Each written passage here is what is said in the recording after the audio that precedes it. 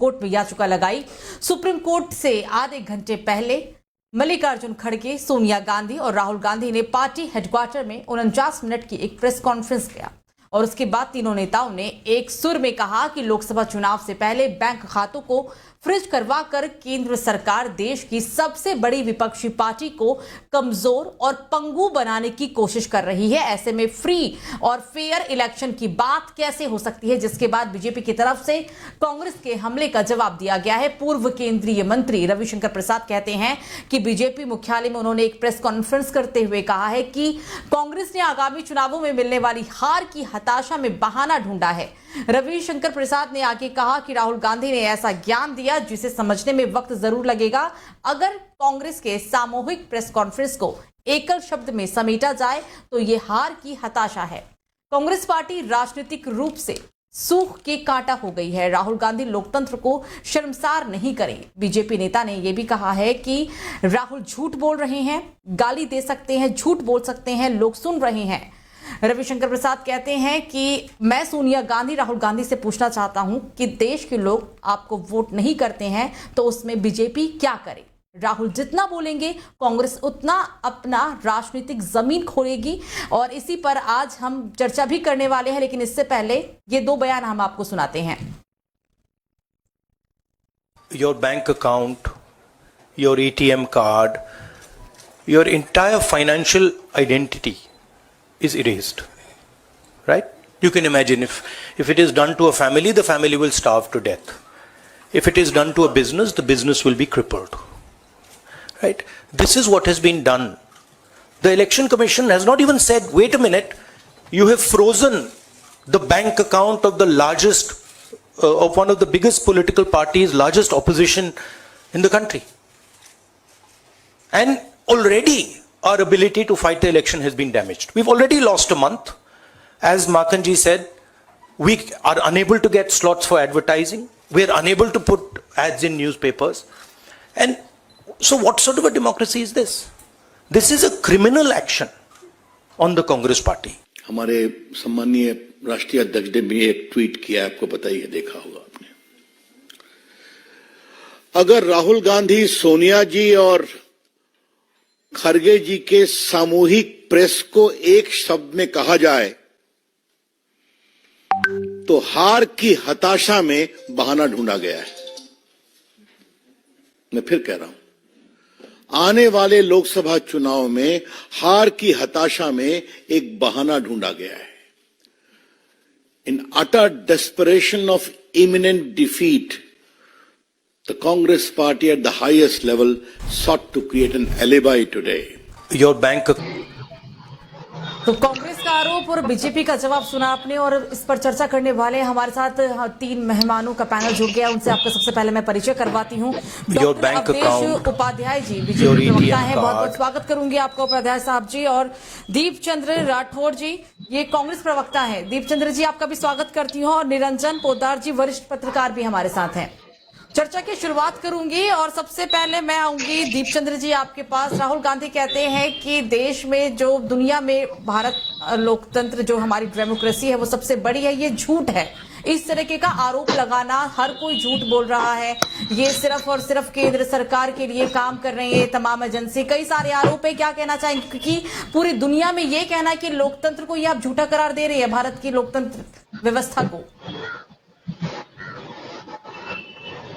आदरणीय सुरभि जी, जो हमारे नेता राहुल गांधी ने कहा था कि आज लोकसभा चुनाव में दो शक्तियां मतलब लड़ाई, इन दो शक्तियों की लड़ाई है, बिल्कुल सही कहा था। देखिए आज किस तरह पूरी भारतीय जनता पार्टी हार के डर से बौखला गई है और उसकी बौखला डर से आखिरकार लोकतंत्र की हत्या करने की हद को उतर आई है। जिस तरह से Bharatiya Janata party erectile bond के जरिए हजारों करोड़ों रुपए का हिसाब चंदा खाने वाली पार्टी, भारतीय जनता पार्टी ने लोकसभा चुनाव से ठीक पहले कांग्रेस पार्टी के बैंक अकाउंट फ्रीज कर दिए ताकि हम पैसों के अभाव में लोकसभा चुनाव नहीं लड़ पाए। दीपचंद जी, कांग्रेस पार्टी, अगर आप इलेक्टोरल बॉन्ड की ही बात कर रहे हैं तो कांग्रेस पार्टी को तीसरे नंबर पे सबसे ज्यादा चंदा मिला है। तो आप तो ये मत बोलिए कि बीजेपी को बहुत चंदा मिल रहा है, वो पैसे खा रही है, क्योंकि इसमें कांग्रेस के भी, इस पूरी सूची में कांग्रेस तीसरे नंबर पर है सर। आदरणीय सुरभि जी, आप जो 2017 से पहले का अगर आप देखेंगे तो 87% भारतीय जनता पार्टी को मिला है और बाकी में सारी विपक्ष पार्टियां हैं। आप ये भी तो अंदाजा दिखाइए, आज जिस तरह इलेक्ट्रॉनिक बोर्ड का इन्होंने जी मतलब उद्योगपतियों से जिस तरह से उन्होंने वसूली करी है, किस लिए करी है? ताकि इलेक्शन के अंदर चंदा वसूली करो। तो इलेक्शन की तो मैं तो साफ तौर से ये कहूंगा, जिस तरह आज कांग्रेस पार्टी पर हमला हो रहा है, तो कांग्रेस पार्टी पे पूरी तरह से फाइनेंशियल कमजोर करने की सोच रहे हैं। तो मैं आपको बता दूं, आपके कैसा चैनल के हमला? माध्यम से, बैंक अकाउंट फ्रीज किया गया, ठीक है, कैसा हमला? आप लोग सुप्रीम कोर्ट भी जाते हैं और आप की तरफ से ये भी कहा जाता है, कांग्रेस पार्टी ये कहती है कि जो सारी व्यवस्थाएं हैं वो सिर्फ और सिर्फ बीजेपी के अधीन है, कोई भी संस्था निष्पक्ष तरीके से फैसले नहीं करती। कई गंभीर आरोप लगाते हैं, ऐसा तो नहीं है कि कोर्ट में सिर्फ बीजेपी नेता की सुनी जाती है या कांग्रेस की तरफ से अगर कोई जाता है तो वहां इंसाफ नहीं होता। ऐसा तो राहुल गांधी को भी कई बार जमानत मिला है, तो आप कोर्ट को भी आप एक ही तराजू में तोलेंगे, सभी संस्थाओं पर आप सेम एक जैसा ही आरोप लगाएंगे कि नहीं सब कुछ बीजेपी के अधीन हो रहा है, तो ये कहां तक सच है? आदरणीय सुरभि जी, मैं अपनी बात को पूरी करने दीजिए, उसके बाद आपका सवाल का जवाब भी दूंगा। देखिए, मैं कहने वाला हूं कि कांग्रेस पार्टी को पूरी तरह से फाइनेंशियल कमजोर किया जा रहा है ताकि हम इलेक्शन के अंदर कमजोर पड़े। लेकिन ये इलेक्शन की बात नहीं है, ये पूरे लोकतंत्र की बात है। आज इलेक्शन बोर्ड के अंदर भी सुप्रीम कोर्ट ने भी एक्शन नहीं लिया, उसके बावजूद भी आप देखेंगे इलेक्शन कमीशन संज्ञान नहीं ले पा रहा। उसके बावजूद भी आप बताइए, पीपुल्स पार्टी करे तो करे क्या? लेकिन कहीं ना कहीं मैं आपको एक बात स्पष्ट चैनल के माध्यम से कहूंगा, जिस तरह भारतीय जनता पार्टी के नेता और इस देश के प्रधानमंत्री ये बात बोलते हैं कि विकसित भारत और आत्मनिर्भर की बात करते हैं, तो उनको पता है कि हम विकसित भारत और आत्मनिर्भर की बात तो जरूर कर रहे हैं, लेकिन इन दो मुद्दे पर हम चुनाव नहीं जीत सकते, इसलिए ये हिंदू मुसलमान की बात करते हैं। मतलब और इनसे पूछेगा, बीजेपी से ये पूछेगा कि इनकी क्या योजना है, 1.5 GB डाटा और 880। राठौर साहब, कुल मिला के आप यहाँ पर ये कह रहे हैं कि सिर्फ ये कांग्रेस पार्टी को कमजोर करने की एक साजिश है, चुनाव हार जाए इसलिए बीजेपी इस तरीके की साजिश रच रही है। इसका जवाब मैं बीजेपी नेता से ही लूंगी। उपाध्याय जी, अभी आपने सुना क्या कहना था उनका साफ आरोप है कि ये सब सिर्फ एक साजिश के तहत काम किया जा रहा है ताकि पार्टी कमजोर हो सके। ठीक है, कांग्रेस के प्रवक्ता ने कहा है, शायद उनको पता नहीं है भी कुछ चीजें। मैं बताऊं आपको, जिस तरह के जो इनके युवराज, कांग्रेस पार्टी के जो युवराज है राहुल गांधी जी, जो मोहब्बत की दुकान के नाम पर देश को भ्रमित करके नफरत फैलाने का काम कर रहे हैं, वो साफ साफ देश के साथ, देश की जनता के साथ झूठ बोल रहे हैं। ये जो बात कर रहे हैं फ्रीज करने की खाता, देखिए ये इसकी कहानी में अगर शुरू से करें इस कहानी को तो आपको समझ में आएगी, राठौर साहब की भी समझ में आएगी। देखिए, आर्टिकल 37A है,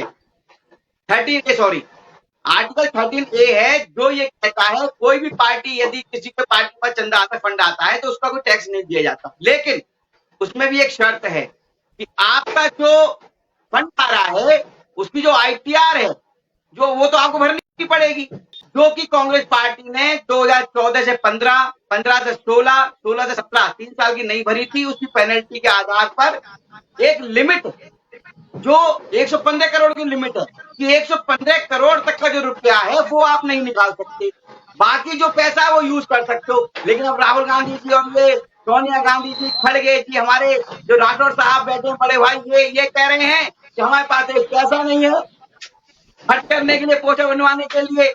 अरे भाई, एक बात बताइए, सोनिया गांधी, राहुल गांधी दोनों लोग जो है नेशनल हेराल्ड केस में दोषी हैं और दोनों ही बेल पर बाहर हैं। 5,000 करोड़ का गमन किए हुए बैठे हैं। ये तो एक है, इसमें कितने घोटाले हैं जो गमन किए हुए बैठे हैं गांधी परिवार के लोग। बात घोटालों की होगी तो फिर तो ऐसे तो बीजेपी कांग्रेस नेता भी कह सकते हैं जी, आप तो पूरे भ्रष्टाचार में लिप्त हो, पूरे भ्रष्टाचार में लिप्त हो।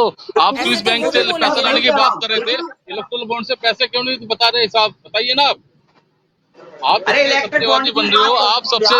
आपसे ज्यादा भ्रष्टाचारी पार्टी कोई पार्टी है क्या? आप बताइए। इलेक्टोरल बॉन्ड नहीं है आज, इस पे बात मत करिए। अगर मैं आपसे वही दोबारा सुरभि जी, अगर बीजेपी पहले नंबर पर है, अगर सबसे ज्यादा चंदा सुरभि जी, तो तीसरे नंबर अवधेश जी के पास कोई मुद्दा ही नहीं है। इलेक्ट्रिक बॉन्ड में सबसे ज्यादा कांग्रेस पार्टी है, 9% सांसद होते हुए 1400 करोड़ का इनके पास चंदा आया हुआ है। आप तो सुप्रीम कोर्ट ने फटकार, अवधेश जी, सुप्रीम कोर्ट ने फटकार क्यों नहीं लगाई, क्यों नहीं डाटा सार्वजनिक करते आप? करिए ना, आप में हिम्मत है तो करिए, करिए। किसने रोका है आपको? आपको सुप्रीम कोर्ट ने भी लताड़ा है, सीजीआई ने भी लताड़ा है। आप एसबीआई बैंक से बोलते क्यों नहीं कि उन्हें सार्वजनिक करिए? आप में हिम्मत है तो करिए।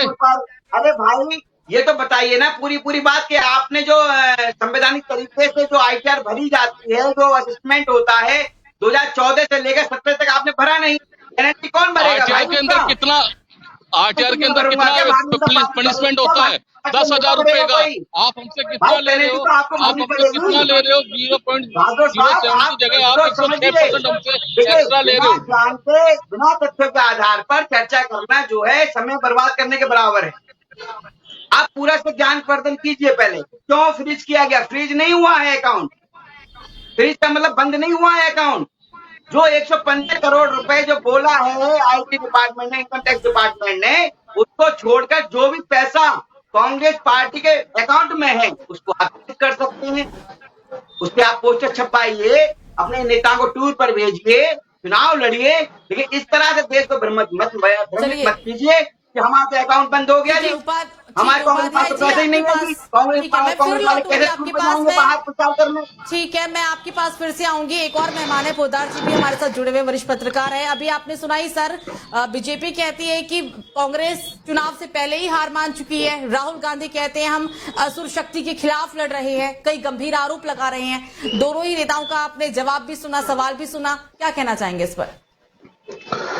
देखिए सुरभि जी, आपको ये चीज देखनी पड़ेगी कि जिस तरीके से अभी राजनीतिक हालात बने हुए हैं, विशेषकर अपोजिशन के, विशेषकर कांग्रेस के, अब यहाँ पे स्थिति ये हो रही है कि जहां कमजोरी है, जहां जिन चीजों में कमियां हैं, उन चीजों को कांग्रेस कहीं संभाल नहीं पा रही है और कांग्रेस कहीं ना कभी विक्टिम कार्ड खेलना शुरू कर देती है और कभी आप भ्रमित, यानी कि मुझे एक शब्द में कहूं तो मुझे ऐसा लग रहा है कि कांग्रेस अभी राजनीतिक रूप से भ्रम जाल में फंसी हुई है, भ्रमित है अभी।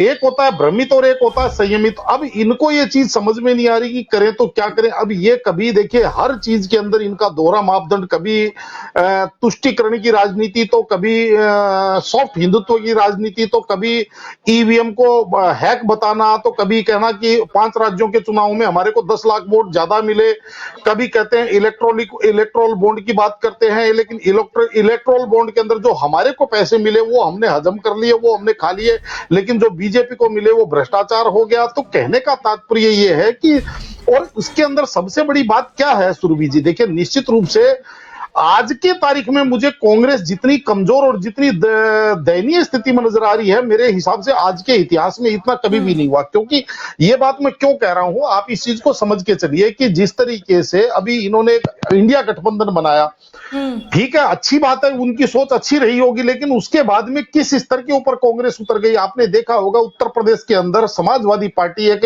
राज्य का दल है, यानी कि एक क्षेत्रीय पार्टी है, लेकिन कांग्रेस जैसी राष्ट्रीय पार्टी को वो घुटनों पे ले आई, क्योंकि हमारा समझौता हो रहा है। समझौते के बीच के अंदर अखिलेश जी ने ट्वीट कर दिया कि हमने 11 सीटें कांग्रेस को दे दी। कांग्रेस के राष्ट्रीय अध्यक्ष, प्रदेश अध्यक्ष कहते हैं जी हमें तो पता ही नहीं है, तो अशोक गहलोत जी और मुकुल वासनिक जी देख रहे थे।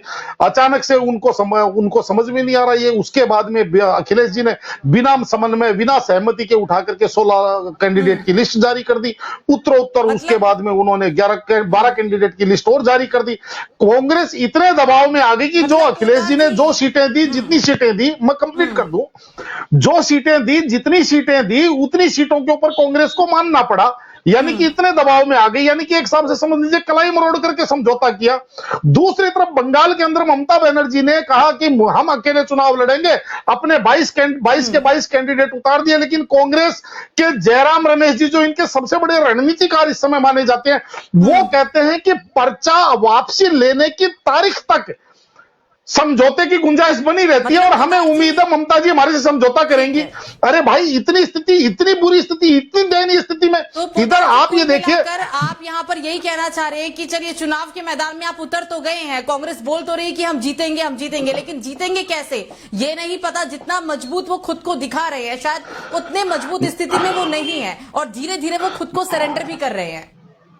नहीं सुरभि जी, अगर आप वास्तविकता पूछेंगे तो मुझे ऐसा लग रहा है कि आज की तारीख में कांग्रेस एक राजनीतिक पार्टी के रूप में नजर नहीं आ रही, एक एनजीओ के रूप में नजर आ रही है कि भाई हर किसी चीज का विरोध करना, सड़कों पे उतरना, हर चीज के अंदर नेगेटिविटी यानी कि नकारात्मकता, यानी कि जो भी सर्जिकल स्ट्राइक हो तो उसके ऊपर सवाल जवाब करना, अगर 370 हटे यानी कि देश के मूड से कोई मतलब नहीं। और तीसरी और सबसे बड़ी बात आज की तारीख में जो आपने कहा कि कांग्रेस लड़ रही, मैं आपको एक चीज और बताऊं सुरभि जी, ये बहुत वेदनादायक स्थिति है कि आज की तारीख में कांग्रेस लड़ने के मामले में केवल औपचारिकता पूरी कर रही है, कहीं लड़ती हुई दिख नहीं रही है। राठौर जी के पास, ठीक है, मैं राठौर जी के पास चलती हूँ। कई आरोप लगे हैं राठौर जी, अभी आपने सुना, अब ये तो बीजेपी प्रवक्ता नहीं है, क्योंकि ये कह रहे हैं कि कहीं ना कहीं कांग्रेस जितना मजबूत दिखा रही है, हर चीज को ब्लेम करना, हर संस्था को ब्लेम करना, कोर्ट, कोई भी पार्टी हो, कुछ भी हो, हर संस्था को आप लोग सिर्फ ब्लेम ही कर रहे हैं कि नहीं ईवीएम ने गलत किया, चुनाव आयोग ने गलत किया,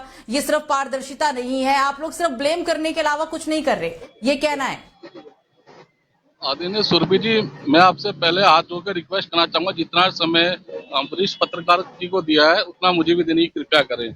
मैं निरंजन भाई पंवार का जवाब देना चाहूंगा कि हमारी नेता ने क्या कहा कि सच्चाई, हमारे नेता राहुल जी ने बिल्कुल ठीक कहा कि 2024 का जो चुनाव है वो दो शक्तियों के बीच में है। एक तरफ इंडिया गठबंधन की जो देवीय शक्ति के सातवीं शक्ति है वह जनशक्ति है, और दूसरी तरफ एनडीए की आसुरी शक्ति है, जो झूठ और पाखंड की शक्ति है, जो हर संस्था को मुट्ठी में रखना चाहती है। ये वो शक्ति है जो 6 साल तक एक असंवैधानिक वसूली गिरह चलाती है, देश में बड़े बड़े कारपोरेट घरानों के डरा के धमका के उनसे चंदा वसूली करती है, जो इलेक्ट्रल बॉन्ड खरीद कर जो देता है उनको रियायत दी जाती है। उसके बारे में हमारे वरिष्ठ पत्रकार ने एक शब्द नहीं बोला। और ये जो आज के समय में सीबीआई सुरभि जी समय देना थोड़ा सा, है वो भी आसुरी शक्ति है, जो इलेक्ट्रल बॉन्ड देने के बाद उनके मुकदमे बंद हो जाते हैं और जो नहीं देते उनके खिलाफ कार्रवाई चलती रहती है। ये आसुरी शक्ति है जो मीडिया को भी संचालित करती है और चुनाव आयोग को भी अपने मुट्ठी में ले रखा। आप बताइए, चुनाव आयोग के अंदर जजमेंट में क्या कहा गया था कि विपक्ष का एक आदमी होगा, एक प्रधानमंत्री होगा, एक जज होगा, लेकिन देश के प्रधानमंत्री ने क्या कहा कि जी मैं तीनों ही चुनाव आयुक्त मैं ही नियुक्त करूंगा। तो आप बताइए कहाँ लोकतंत्र रह चुका है। आजकल मुझे बड़ी शर्म से कहना पड़ेगा, जो आजकल के पत्रकार भी हैं वो भी भारतीय जनता पार्टी के प्रवक्ता के तौर पर घोषित प्रवक्तागिरी कर रहे हैं। सच कहने का इनको आईना नहीं है। आप बताइए, महंगाई कम हुई क्या, बेरोजगारी कम हुई क्या, देश से गिरती अर्थव्यवस्था कम हुई क्या, महिलाओं के ऊपर अत्याचार कम हुआ? जिस तरह देश के प्रधानमंत्री विकसित भारत की बात करते हैं, आत्मनिर्भर भारत की बात करते हैं, आप बताइए उनसे वो इलेक्शन जीत सकते हैं? नहीं जीत सकते हैं ना। तो वो इसलिए सिर्फ ये मतलब मैंने आपको पहले ही वक्त में कहा था कि इलेक्शन जीतना अलग चीज है। आप इनसे पूछिए दोनों जहां पर आप लोग इलेक्शन बीजेपी के प्रवक्ता ईवीएम की गड़बड़ी और नहीं होती है क्या सर? क्योंकि आप लोग सिर्फ कि ये देश कहते के हैं कि अंदर ईवीएम क्या खराब है। 80 करोड़ आदमियों को 5 किलो अनाज की गारंटी तो देश के प्रधानमंत्री दे रहे हैं। ये क्या देश की प्रधानमंत्री के लिए ठीक है क्या? सुनिए, पेट की डाटा देना ठीक है क्या? आप देश के लिए क्या कर रहे हो आप बताइए ना। तो राठौर जी 2014 में चलिए मोदी लहर थी, ठीक है, बीजेपी जीत गई। 2019 में भी चलिए मोदी लहर थी, बीजेपी जीत गई। 2024 में क्या हो गया? आप लोग ने तो गठबंधन बनाया, दलों को लगातार आप जोड़ भी रहे हैं। जहां पर इलेक्शन है, कांग्रेस जीत रही है या कोई और दल जीतता है, तब आप बोलते हैं नहीं ठीक है कुछ नहीं बोलना। लेकिन जहां पर बीजेपी जीत जाती है वहां आप बोलते हैं कि ईवीएम की गड़बड़ी है। क्या वाकई में ईवीएम की गड़बड़ी है? क्योंकि 5 राज्यों के चुनाव में तेलंगाना में कांग्रेस जीती, वहां पर तो आप लोगों ने नहीं बोला कि ईवीएम की गड़बड़ी थी। मिजोरम में वहां की क्षेत्र पार्टी जीती, तब आप लोगों ने नहीं बोला था ईवीएम की गड़बड़ी है। जहां पर बीजेपी जीतती है वहां ईवीएम की गड़बड़ी कैसी? अब तो आप लोग गठबंधन के साथ है, कहाँ दिक्कत है? आदरणीय सुरभि जी, भारतीय जनता पार्टी के प्रवक्ता से हाथ रख के पूछवाइएगा कि मध्य प्रदेश से जीत रहे थे क्या? किसी मीडिया ने शो नहीं करा, भारतीय जनता पार्टी किसी प्रवक्ता ने लाइन नहीं की मध्य प्रदेश जीत रहे हैं। तो आप ये बताइए ना, कहीं ना कहीं उन्होंने हैक करा। अगर आप में हिम्मत है, आप में हिम्मत है तो बैलेट पेपर पे आप इलेक्शन करवाइए। हम तो कह रहे हैं बैलेट पेपर इलेक्शन कराइए, किसने रोका इनको? चलिए ठीक है, आरोप तो कही है, जवाब तो अब बीजेपी प्रवक्ता ही देंगे, मैं तो जवाब नहीं दूंगी यहाँ से। सुरभि जी इन्होंने आपको जवाब, मैं आऊंगी आपके पास, आऊंगी पोदार जी आपके पास आऊंगी। इससे पहले मैं उपाध्याय जी के पास चलती हूँ। उपाध्याय जी, अभी आपने सुना कई आरोप है, उनका कहना है कि सिर्फ बीजेपी ने धांधली किया, इसके अलावा कुछ नहीं। बिल्कुल मैं बिल्कुल जवाब दूंगा। अपने बड़े भाई जो राठौर साहब बैठे हैं, बड़े वरिष्ठ कार्यकर्ता हैं कांग्रेस पार्टी के, लेकिन दुर्भाग्य ये है कि इनको थोड़ा मतलब कांग्रेस पार्टी ने पीछे रखा, आगे बढ़ने नहीं दिया। जिस तरह से भारतीय जनता पार्टी में एक छोटा कार्यकर्ता आगे बढ़ता है, अध्यक्ष बनता है, प्रदेश अध्यक्ष बनता है, राष्ट्रीय अध्यक्ष बनता है, प्रधानमंत्री तक बनता है, मुख्यमंत्री तक बनता है। ऑब्वियसली हमारे राजघराने से संबंध नहीं, हमारे राजघराने से वहाँ से नोटिस नहीं आता है, राजघराने से हमारे वहाँ से नोटिस नहीं होता है। हमारे में सब चीज के लिए चुनाव होता है। आपकी तरफ कोई नहीं है, किसी को भी आरएसएस पढ़ाते हैं, किसी को भी करते। राठौर साहब मैं आपकी तारीफ कर रहा हूँ, कम से कम कांग्रेस वाले सुनेंगे तो आपको कहीं ना कहीं आगे भविष्य में कोई ना कोई अच्छा पद देंगे। तारीफ कर रहा हूँ मैं आपको, सुनिए थोड़ा धैर्य से। ये अभी बात कह रहे थे, ठीक है, ईवीएम की बात कर रहे थे। अच्छा मैं कह रहा हूँ, चलो इनकी बात में मान लेता हूँ राठौर साहब, ठीक है, ईवीएम खराब है, ठीक है। देखिए कर्नाटक, तेलंगाना, हिमाचल प्रदेश में जो इनकी सरकार बनी हुई है, इनसे कह दो इस्तीफा दे दे और ईवीएम पर जो है केस लड़े। अब क्या दे सकते हैं इस्तीफा? नहीं दे सकते। आपने चुनी हुई सरकार को जो गिराया, आप इस्तीफा दे सकती है क्या? भारतीय जनता पार्टी नहीं दे सकती है। आपने चुनी हुई सरकारों को चुराया है, तो सही आपने जवाब घुमा रहे हो। आपने चुनी हुई सरकार को अगर चुराया तो आपने हिम्मत दे रहा हूँ। आप दे सकते हो या नहीं है बताइए आप।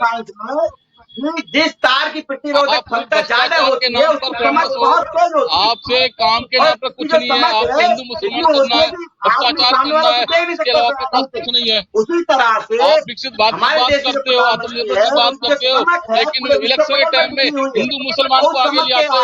आप में हिम्मत है, लड़ाई लड़िए, उसे कुछ मुद्दा आपके पास नहीं है। हर साल 2 करोड़ नौकरी देने का वादा किया था, क्या हुआ? 2 करोड़ नौकरी दिया आपने 10 साल में? नहीं दी ना। महंगाई कम करने का वादा किया था, क्या हुआ? नहीं हुई महंगाई। ईवीएम को याद करते हैं, ईवीएम बेवफा है। अरे भाई वफा आपने किसके साथ की है तो आपके साथ लोग वफाई करेंगे?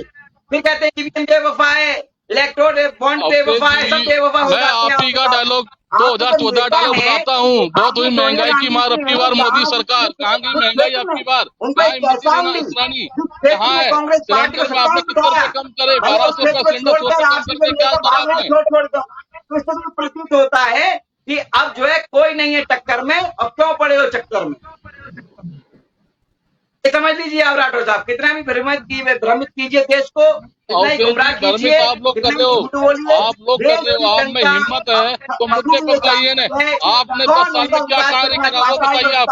आप में हिम्मत है, आप भारतीय जनता पार्टी में पद हो, आप बताइए आपने 10 साल के अंदर क्या करा, आप बताइए ना। इलेक्ट्रॉनिक बोर्ड कब सार्वजनिक करेंगे बताइए आप। इसमें हिम्मत तो आपको सुप्रीम कोर्ट ने नहीं बता रहा, आपको सुप्रीम कोर्ट ने बता रहा, उसके बावजूद भी आप चीजें नहीं कर पा रहे हो। काम हुआ है ना राठौर साहब, मुद्दा सरकार में देश में काम हुआ है, इलेक्ट्रल मॉड नहीं है, ठीक है। ये जो आप देख रहे हो पोद्दार जी के पास सुप्रीम ठीक है, भ्रष्टाचार होता है। एक और मेहमान है सर, एक और मेहमान है उपाध्याय जी, पोद्दार जी के पास भी चलते हैं, उनसे भी बात करनी है। एक और मेहमान है हमारे साथ। पोद्दार जी आप कुछ कह रहे थे, अपनी बात को पूरा करिए।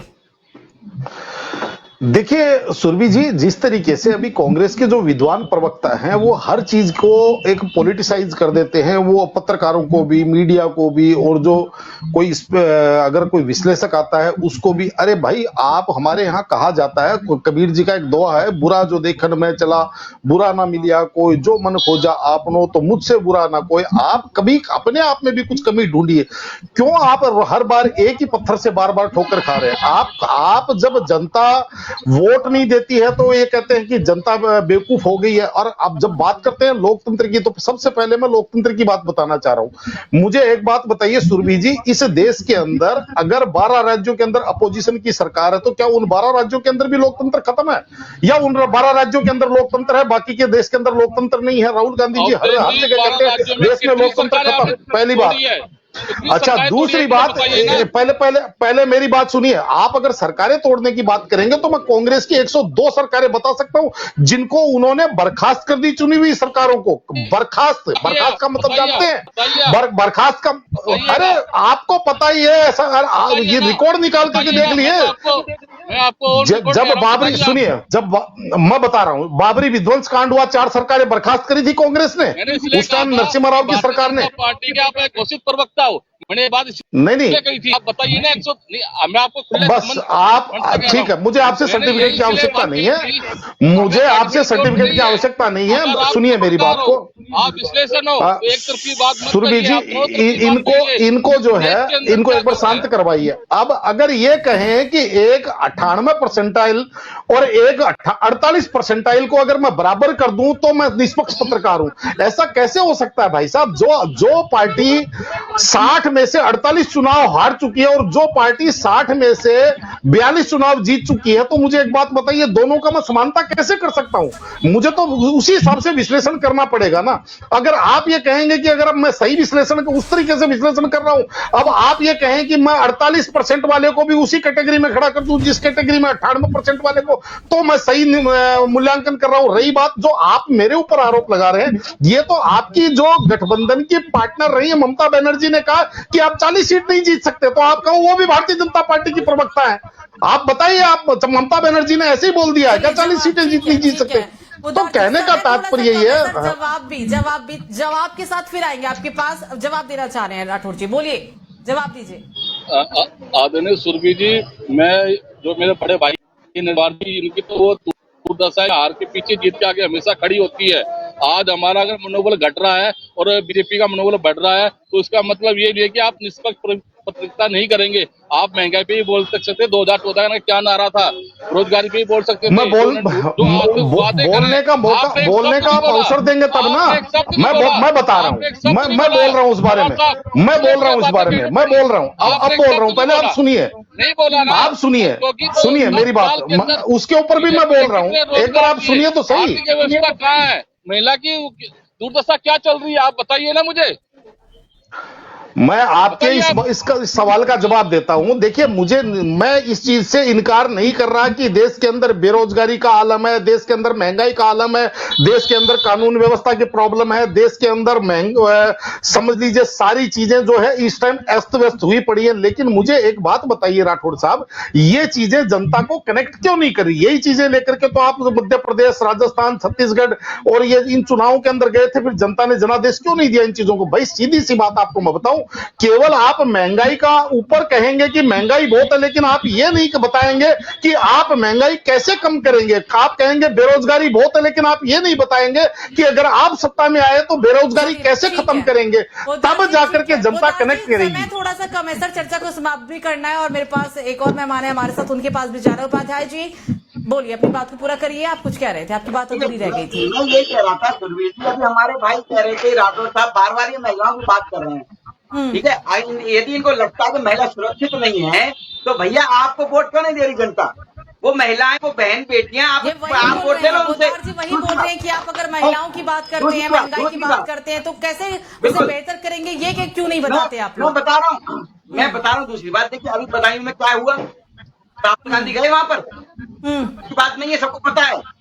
बदायूं में जो काम हुआ है, क्या हुआ, देश का प्रधानमंत्री गया, देश का गृह मंत्री अभी तक झूठ बोल रहा है। गया क्या वो मोदी जी का परिवार बताइए, कोई भी व्यक्ति जाकर पीड़ित परिवार से नहीं मिला। ये इनका महिला सम्मान के अंदर मणिपुर पाकिस्तान में क्या, यही महिला सम्मान है। अब पाकिस्तान में क्या, देश का प्रधानमंत्री देश जो कहता है कि मोदी मेरा परिवार है, तो वहां क्यों जाते हैं आप?